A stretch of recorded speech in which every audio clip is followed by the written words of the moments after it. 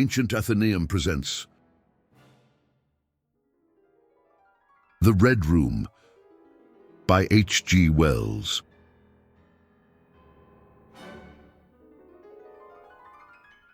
"I can assure you," said I, "that it will take a very tangible ghost to frighten me."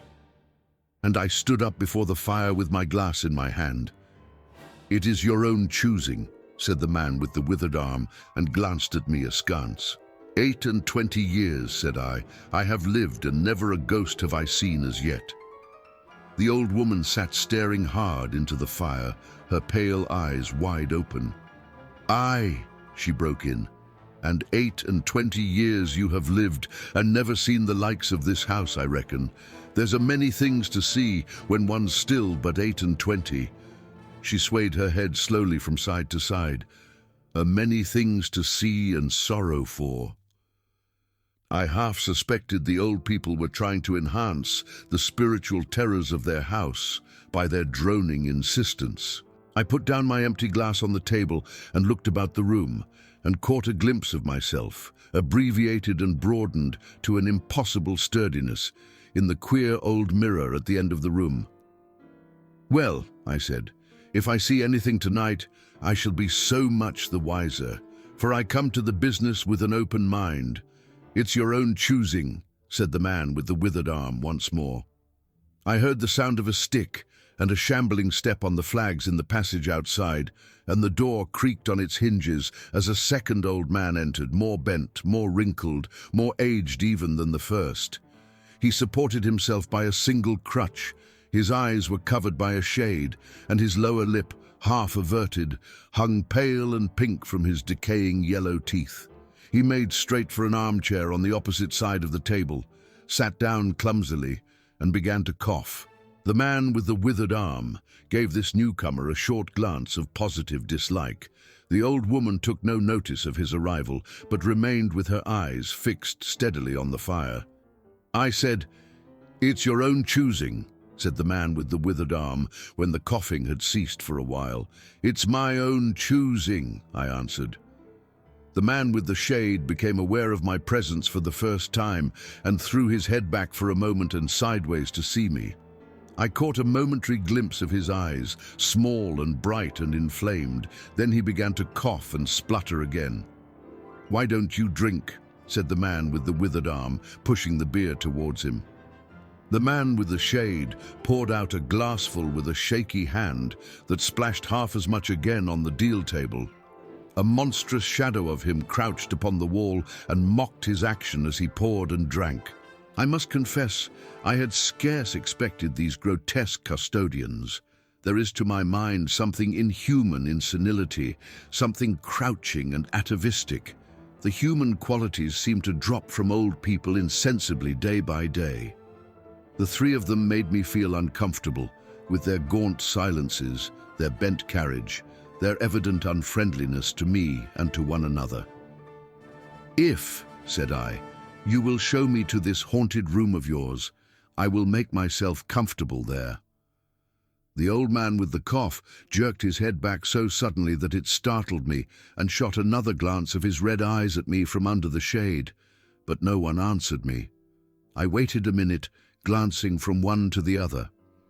"If," I said a little louder, "if you will show me to this haunted room of yours, I will relieve you from the task of entertaining me."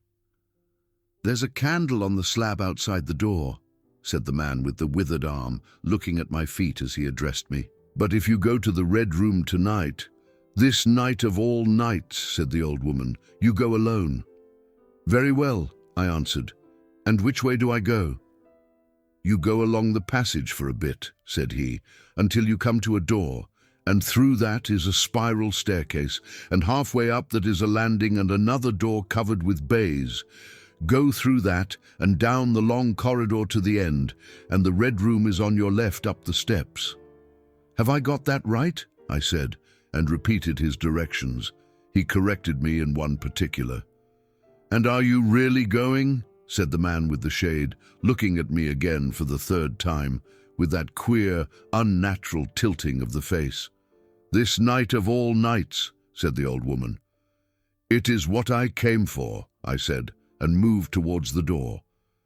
As I did so, the old man with the shade rose and staggered round the table so as to be closer to the others and to the fire.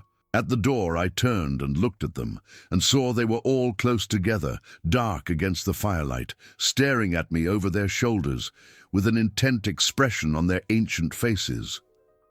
"Good night," I said, setting the door open. "It's your own choosing," said the man with the withered arm. I left the door wide open until the candle was well alight, and then I shut them in and walked down the chilly, echoing passage. I must confess that the oddness of these three old pensioners in whose charge her ladyship had left the castle, and the deep-toned, old-fashioned furniture of the housekeeper's room in which they foregathered, affected me in spite of my efforts to keep myself at a matter-of-fact phase. They seemed to belong to another age, an older age, an age when things spiritual were different from this of ours, less certain, an age when omens and witches were credible and ghosts beyond denying. Their very existence was spectral, the cut of their clothing, fashions born in dead brains. The ornaments and conveniences of the room about them were ghostly, the thoughts of vanished men which still haunted rather than participated in the world of today. But with an effort, I sent such thoughts to the right about. The long, draughty subterranean passage was chilly and dusty, and my candle flared and made the shadows cower and quiver. The echoes rang up and down the spiral staircase, and a shadow came sweeping up after me, and one fled before me into the darkness overhead. I came to the landing and stopped there for a moment, listening to a rustling that I fancied I heard. Then, satisfied of the absolute silence, I pushed open the baize-covered door and stood in the corridor. The effect was scarcely what I expected, for the moonlight, coming in by the great window on the grand staircase, picked out everything in vivid black shadow or silvery illumination. Everything was in its place. The house might have been deserted on the yesterday instead of 18 months ago. There were candles in the sockets of the sconces, and whatever dust had gathered on the carpets or upon the polished flooring was distributed so evenly as to be invisible in the moonlight. I was about to advance and stopped abruptly. A bronze group stood upon the landing, hidden from me by the corner of the wall, but its shadow fell with marvelous distinctness upon the white paneling and gave me the impression of someone crouching to waylay me. I stood rigid for half a minute perhaps. Then, with my hand in the pocket that held my revolver, I advanced, only to discover a Ganymede and eagle glistening in the moonlight. That incident for a time restored my nerve, and a porcelain Chinaman on a buhl table, whose head rocked silently as I passed him, scarcely startled me. The door to the Red Room and the steps up to it were in a shadowy corner. I moved my candle from side to side in order to see clearly the nature of the recess in which I stood before opening the door. Here it was, thought I, that my predecessor was found, and the memory of that story gave me a sudden twinge of apprehension. I glanced over my shoulder at the Ganymede in the moonlight and opened the door of the Red Room rather hastily, with my face half turned to the pallid silence of the landing. I entered, closed the door behind me at once, turned the key I found in the lock within, and stood with the candle held aloft, surveying the scene of my vigil, the great Red Room of Lorraine Castle in which the young Duke had died, or rather, in which he had begun his dying, for he had opened the door and fallen headlong down the steps I had just ascended. That had been the end of his vigil, of his gallant attempt to conquer the ghostly tradition of the place, and never, I thought, had apoplexy better served the ends of superstition. And there were other and older stories that clung to the room, back to the half-credible beginning of it all, the tale of a timid wife and the tragic end that came to her husband's jest of frightening her. And looking around that large, somber room, with its shadowy window bays, its recesses and alcoves, one could well understand the legends that had sprouted in its black corners, its germinating darkness. My candle was a little tongue of light in its vastness that failed to pierce the opposite end of the room and left an ocean of mystery and suggestion beyond its island of light. I resolved to make a systematic examination of the place at once and dispel the fanciful suggestions of its obscurity before they obtained a hold upon me. After satisfying myself of the fastening of the door, I began to walk about the room, peering round each article of furniture, tucking up the valances of the bed and opening its curtains wide.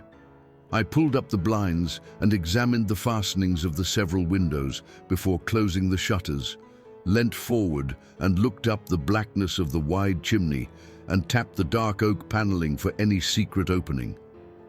There were 2 big mirrors in the room, each with a pair of sconces bearing candles, and on the mantel shelf too were more candles in china candlesticks. All these I lit one after the other.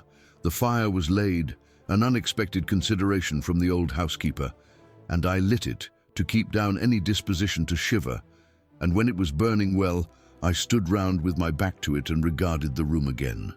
I had pulled up a chintz-covered armchair and a table to form a kind of barricade before me, and on this lay my revolver ready to hand. My precise examination had done me good, but I still found the remoter darkness of the place and its perfect stillness too stimulating for the imagination. The echoing of the stir and crackling of the fire was no sort of comfort to me. The shadow in the alcove at the end in particular had that undefinable quality of a presence, that odd suggestion of a lurking living thing that comes so easily in silence and solitude.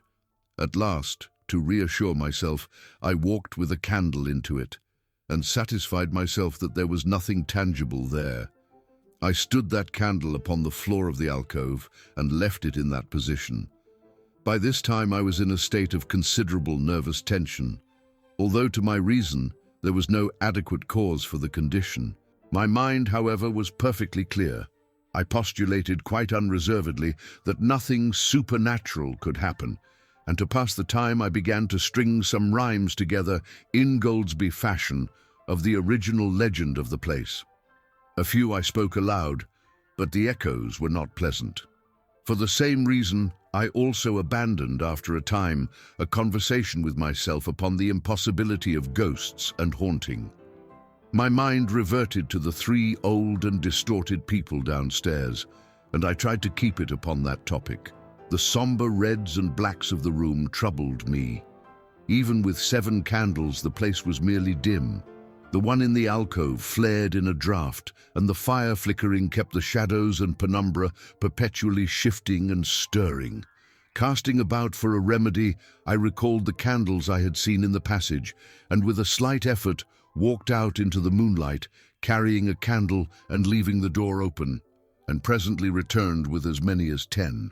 These I put in various knickknacks of china with which the room was sparsely adorned, lit and placed where the shadows had lain deepest, some on the floor, some in the window recesses, until at last my 17 candles were so arranged that not an inch of the room but had the direct light of at least one of them.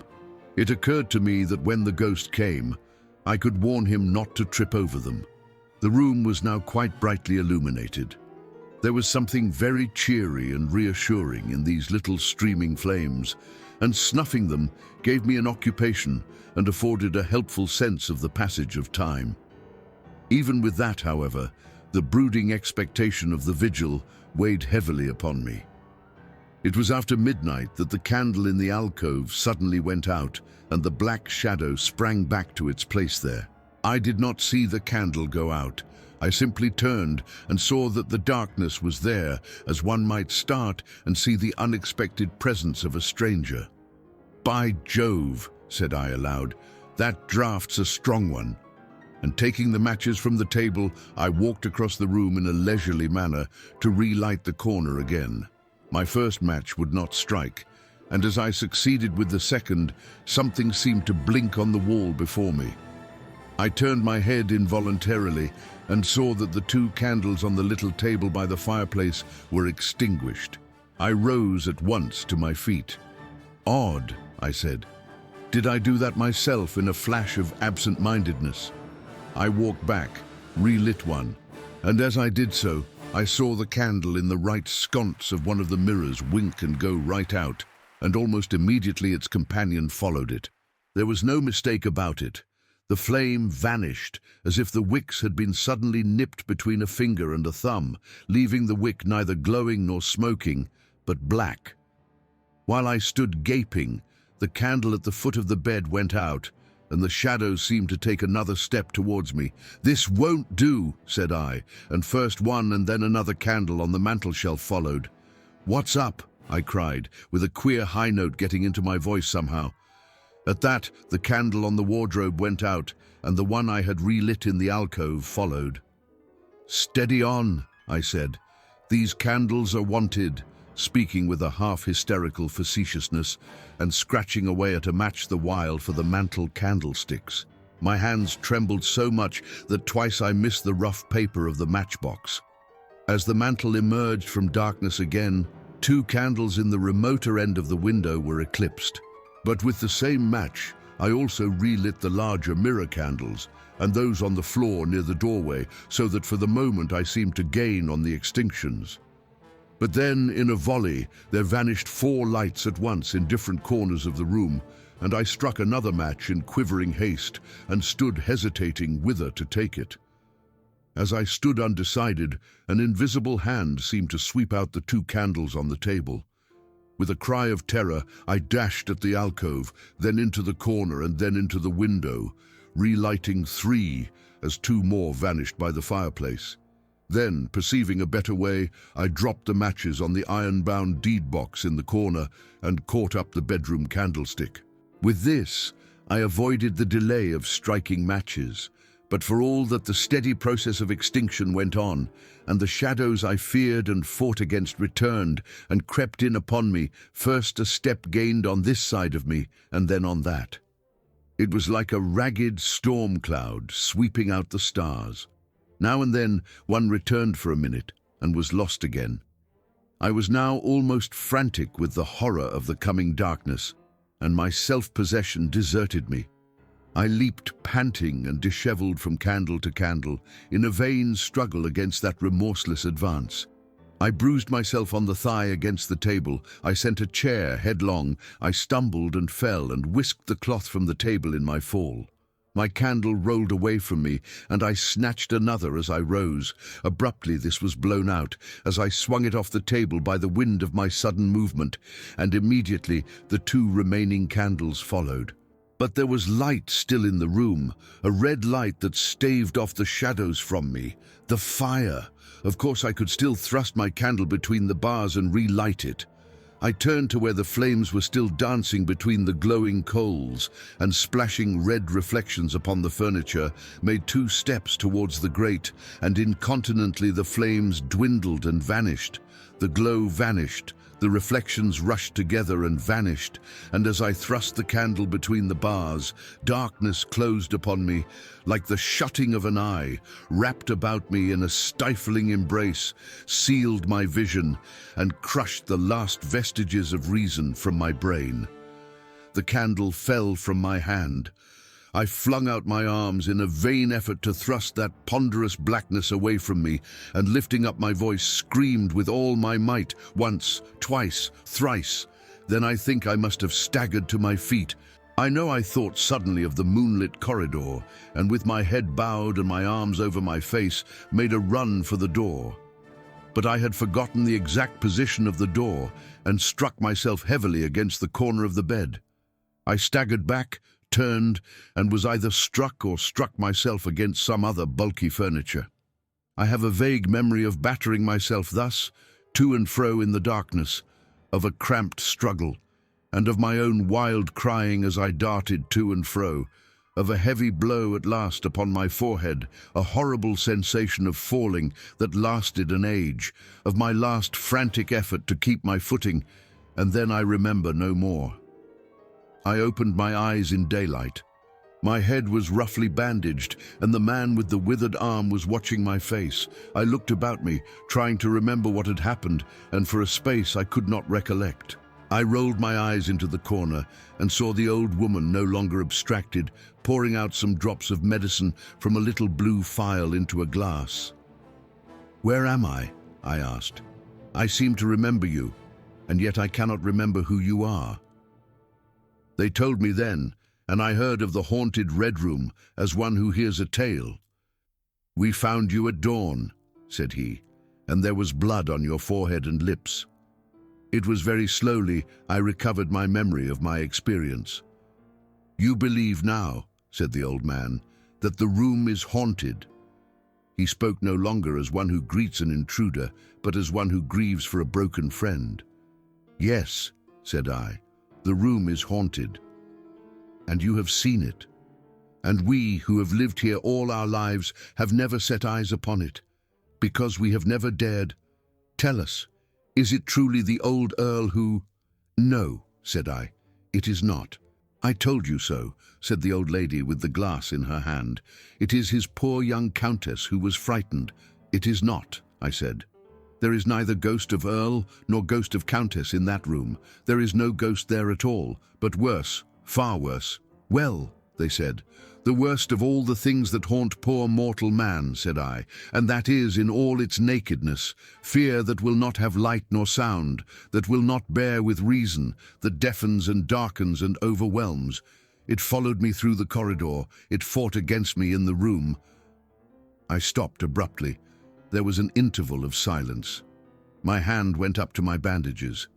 Then the man with the shade sighed and spoke. "That is it," said he. "I knew that was it, a power of darkness, to put such a curse upon a woman. It lurks there always. You can feel it even in the daytime, even of a bright summer's day, in the hangings, in the curtains, keeping behind you however you face about. In the dusk it creeps along the corridor and follows you, so that you dare not turn. There is fear in that room of hers, black fear, and there will be, so long as this house of sin endures."